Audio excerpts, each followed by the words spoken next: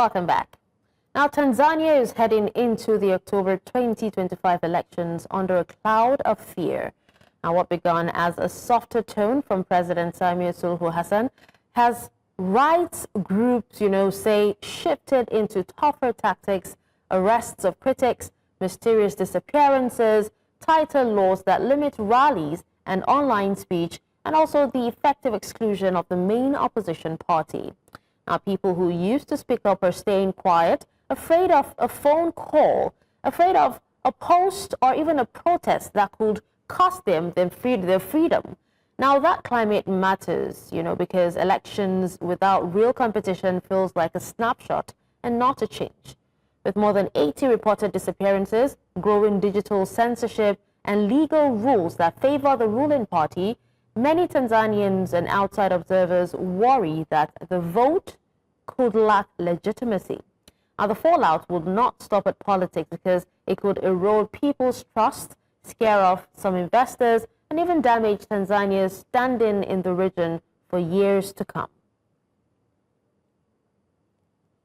We're joined by Levi Mboushou, who's a political analyst in Kinshasa, DR Congo, to speak on this. Thank you so much, Levi, for your time. Mine. All right, now, Samia Suluhu Hassan came in as a reformer, So why the dramatic retreat from those promises to become what many see today as her repressive predecessor's clone? Yeah, I think one thing that pops to mind is what Aikwe Ama said: power corrupts and absolute power corrupts absolutely. Yeah. It's a shame, so to speak. We all saw President Samia Suluhu work closely with John Pombe Magufuli. John Pombe Magufuli was known by all as the instigator of political hygiene in Tanzania. And I don't know that this is the kind of legacy he would want to look back from his grave and admire at the Tanzania that he left. When he went, we all cried because people feared that his vice president, who had become president, would not live up to the legacy that everyone expected. See the Tanzania today, it's almost becoming a failed state. The founding fathers, Mwalimu Julius Kambarage Nyerere, did not vouch for this. Look at the political activists being restricted. There is a restriction of civic space, political space, no rights. Look at the build-up to the election. I think it's coming on the 29th. And look at what's happening. There is no legitimacy. We expect people to speak out. We expect regional and international bodies to speak out. EAC, SADC. This is not the Tanzania that we wanted for Tanzanians. They are all clamoring for peace. And I wonder whether our leaders, I wonder whether President Samia Suluhu is watching across the globe, across the region. See what happened to Mozambique just the other day. Was it Mozambique? Madagascar, sorry. Madagascar. Just the other day. Let's see what's happening across Africa with Gen Z. Next door, Kenya is not left out. We all say that it's an African proverb that the fall of a dry leaf from a tree is a warning to the fresh leaves. This is the road to a failed state. I don't know what's happening. And the bad thing with leaders like President Samia is that, President Samia Suluhu, is that they are not just persons, they are a system. It's a systemic problem with everyone around him wanting to put in place a system where there's a restriction of liberties, there is tightening of the political space, people are being disappeared by the day, people are being brutalized. Speaking of these disappearances, how does a documented pattern of abductions and disappearances, like the roughly 100 cases since 2015, paralyze the will of the average Tanzanian to speak out or even participate? Yes, of course. Like you say, it doesn't give people the sense of liberty. Actually, there is a democracy that's a smokescreen, apparent democracy. But we all know we've seen it across Africa that when you speak, you are afraid that something might happen to you. It happens in every repressive regime where you raise your voice, there is dissent, they don't tolerate dissent, you are cracked down upon, people are tortured and maimed and disappeared. And there is no, I like the way you say, there's no reporting, there is no human rights reporting, there is no oversight, because even the very commissions that are put in place to control, to oversee these happenings, that there is rule of law, these commissions are manned by people designated by the system itself. So how do you explain that you appoint me and I'll go and then I say something, I denounce what the system is doing? It's a gangrene across the board. And if it goes this way, we fear that Tanzania might become another totalitarian regime, and that's not what we want to happen in the region.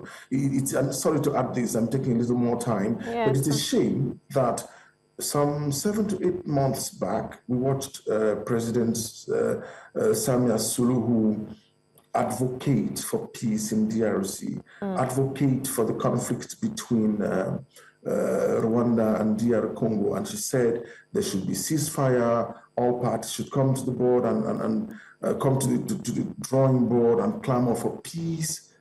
But what's happening? And there is a crackdown on the youths. They can't believe that the youths who form the majority of the population should clamor for their rights, should advocate for freedom, for liberty, and the pursuit of happiness. It's sad indeed, I must say.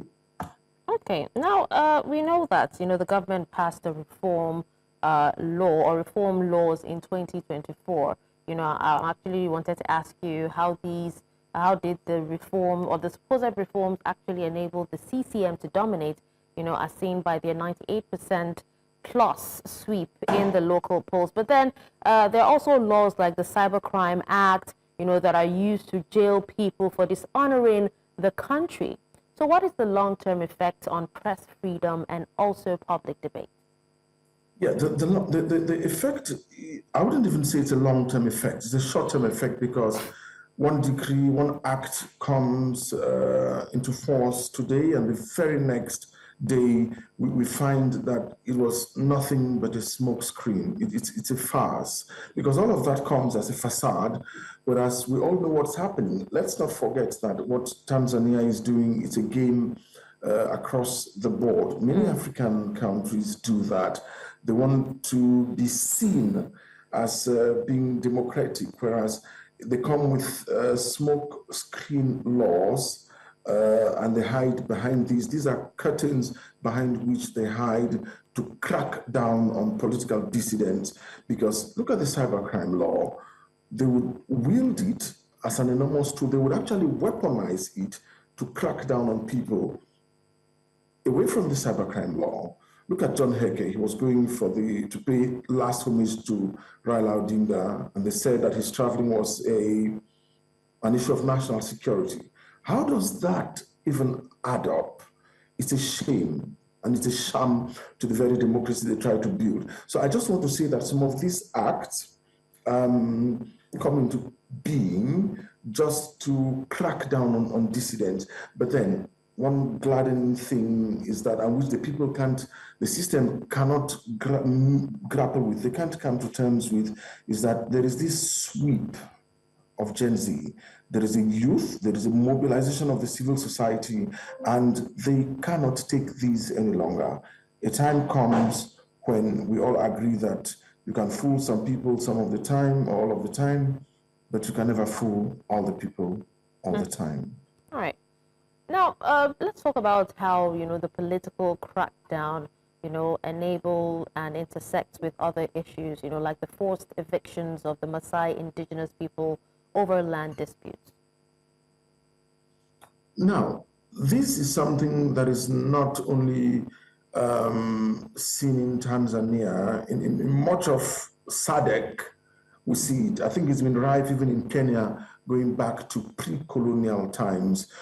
When these people are evicted out of their space, and strange enough, the system in place says nothing, it means they caution it, but it only comes a long way to add fuel to the already tensed atmosphere, to something that people were trying to fix, to something that John Pombe Magufuli was trying to fix. We all give him that legacy because he was liked by many, disliked by a corrupt few, but in the end, he was sanitizing the country. Now, with what's happening, forced evictions, what's happening to the Maasais and other ethnic groups, does not help the country. Our prayer for Tanzania is that there should be a sweep, that President Samia Suluhu should gain the kind of legitimacy that she hopes to gain, and then put in place cross-cutting reforms across the board. It's a holistic approach, but with this modus operandi that's coming into place, repression, crackdown, disgruntlement across the board with pockets of uprising, it can't help. It only generalizes the malaise across the board and across the country. And we wait, we watch. We don't know what EAC, what SADC is doing, but we hope that somebody should speak up for what's happening in Tanzania. It's a shame that when she came, she was about the first female president in all of that part of Africa, East Africa, SADC, and then she was hailed as a reformer, as someone who would pump in fresh political blood across the geopolitical space, across the geostrategic space. But what's happening today? A lot was said more was said in courtship than was practiced in marriage. Yeah. It's a shame, I tell you. All right. So the abduction of the former CCM ambassador Humphrey Polepole also signals internal dissent, right? So is this internal pressure potentially more dangerous to the regime than the external opposition?